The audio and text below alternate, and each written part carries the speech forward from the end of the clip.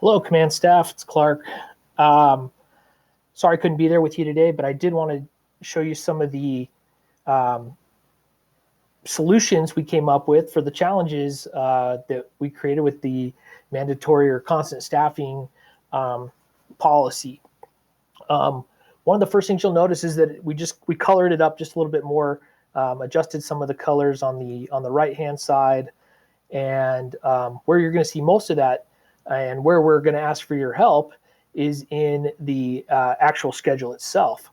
So I'm going to take Tuesday, September 13th, Captain Smith. We're going to take Aubrey as our example. Captain Smith probably had a sign up from Aubrey over here in this sign up thing and dragged her over to the transport for that day.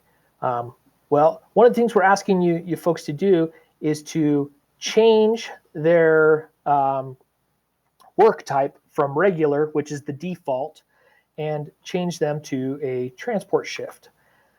What that does is, one, it adds a colorful little indicator to your daily staffing, but where it's helpful is for the captains who are QCing these reports on the back end.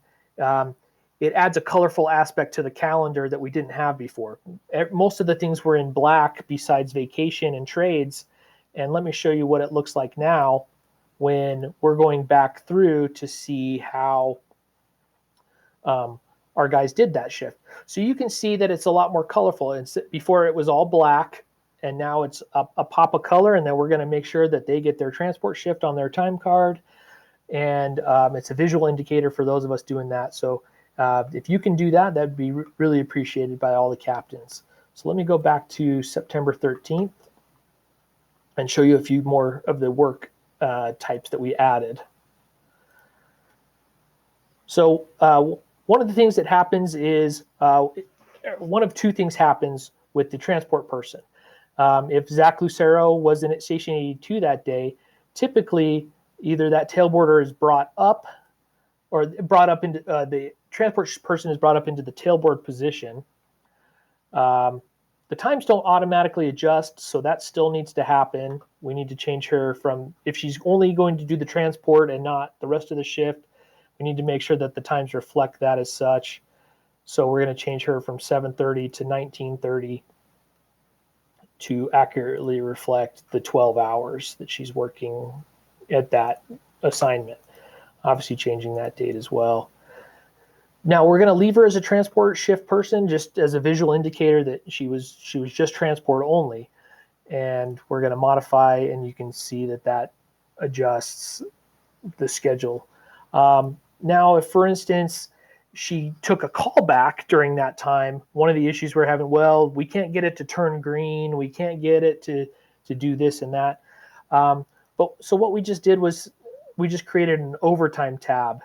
And she was scheduled from 7:30, and now that changed to 7 a.m. the next day. So we have to adjust all that, modify the user, and we fixed a lot of that problem. So now visually she's an overtime employee. It's a little different than a transport because transport is going to be a solid 12. And that's a visual indicator that, oh, she worked more than 12 hours or less than 12 hours, if that's the case. So let me drag her back down to the transport and adjust her color back to transport.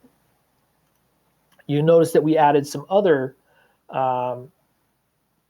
work types as well. We have the mandatory callback. So if Aubrey was mandatory called back to the position, it's now a kind of a blood red. Don't read too much into that. We also have vacation buyback. So that's a similar blue, purple color, similar to the vacation as a visual indicator. And as always, if you kind of hover over each person, off to the right, it says work type, vacation buyback. And it's never not helpful to write something in the notes that say Aubrey did a vacation buyback. Note section is going to be our friend there. Let me make sure she gets changed back to transport and leave her alone. Okay, thank you for that.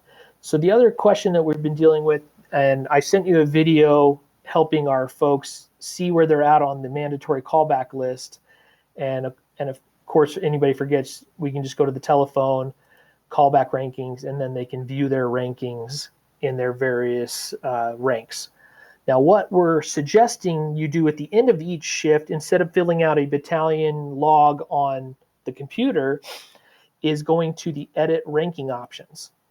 So it's the end of shift it's now the morning of September 14th. We're going to edit the callback rankings because we need to adjust Aubrey's ranking in the paramedic field under mandatory paramedic. We're going to make sure that the rankings are sorted. There she is. And then we need to adjust her hours by 24.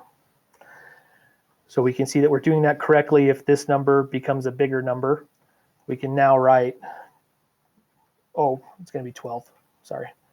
Transport 9, 13, 22. And then we would add the hours. I'm going to not add them because it keeps a paper trail. So I'm going to cancel that out. And why that's going to be important is when we show the history, it'll say off to the side who put it in, what it was, and maybe the notes out to the side are an indicator of transport shift on this date, and that's why it was adjusted 12 hours.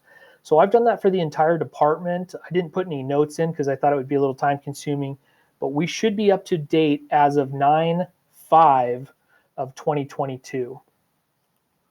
So what Angie's going to talk to you about next is what we do with everybody else that is non-combat that day, that did not work in operations, but maybe had a committee assignment, had a parade, had a station design committee, had a training meeting somewhere else off duty.